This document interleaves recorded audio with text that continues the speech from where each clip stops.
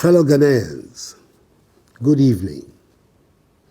This is the third time in the last 10 days that I've come into your homes to give you an update on the progress of our fight against the coronavirus pandemic. I'm going to be providing you regular updates. On Sunday, 15th March, I briefed you about the enhanced measures taken by government to deal with the virus, which has so far infected 19 persons in the country.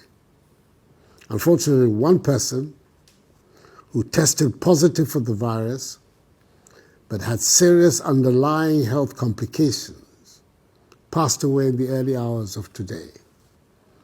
I'm reliably informed that all the other 18 persons are doing well and are responding to treatment. Indeed, 8 of them are being managed from their homes in isolation. I am deeply humbled by the widespread nature of the support from you, the Ghanaian people, for the measures I have taken so far.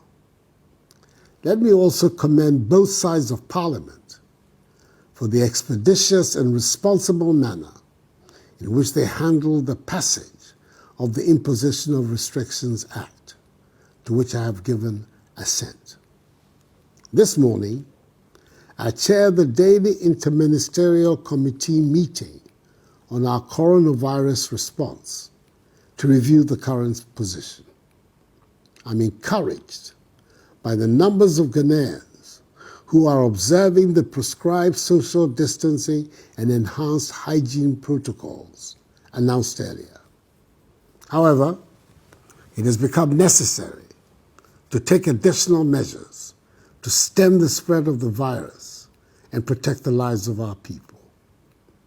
We must do everything within our power to contain the spread of the virus. Firstly, all our borders, that is by land, sea, and air, will be closed to human traffic for the next 2 weeks, beginning midnight on Sunday.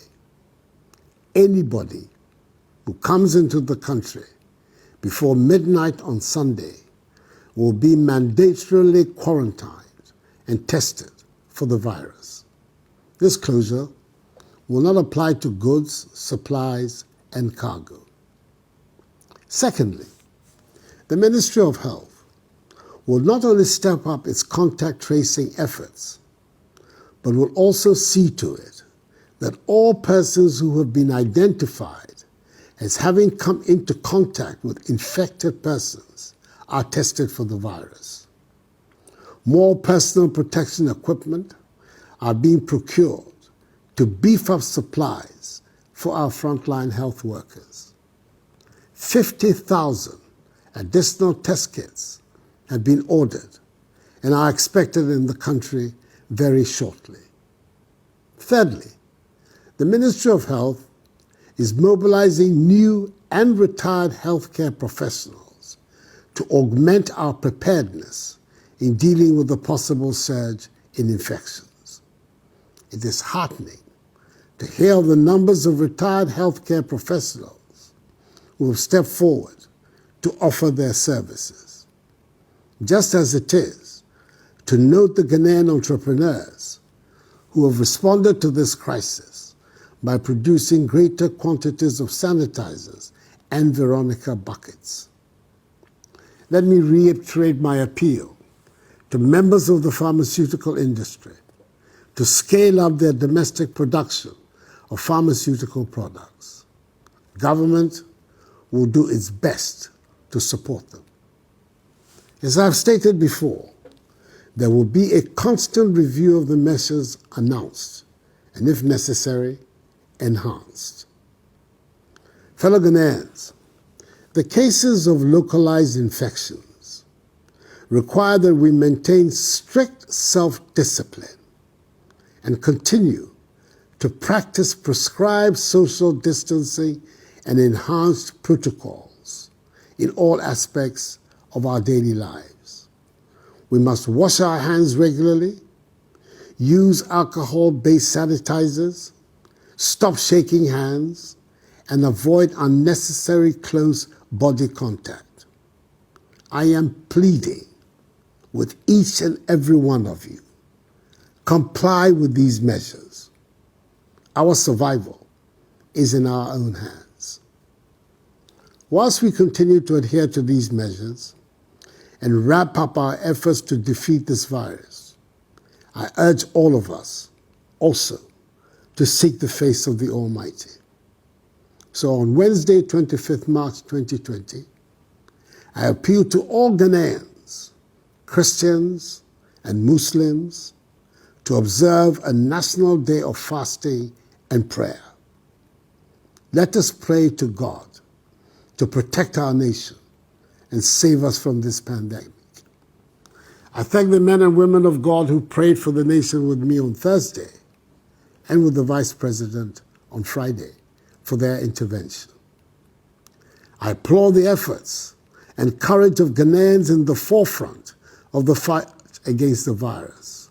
Health workers, immigration officials, customs officials, civil aviation officials, airport staff, port health officials, police and military personnel, and other essential service providers for this yeoman's work you're doing.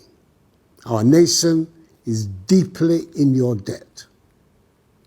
Fellow Ghanaians, all that government is doing is intended to achieve 5 key objectives. Limit and stop the importation of the virus. Contain its spread. Provide adequate care for the sick. Limit the impact of the virus on social and economic life. And inspire the expansion of our domestic capability and deepen our self-reliance. There are obvious difficulties ahead of us, and we should all brace ourselves to face them. I will be transparent with you and not shirk from sharing with you the realities of our situation. But I am determined to take whatever steps are necessary to safeguard our society, our economy, and our future. I remain confident that together, and by the grace of God, we shall overcome. This too will pass. May God bless us all in our homeland, Ghana, and make us great and strong. Have a good night, and I thank you for your attention.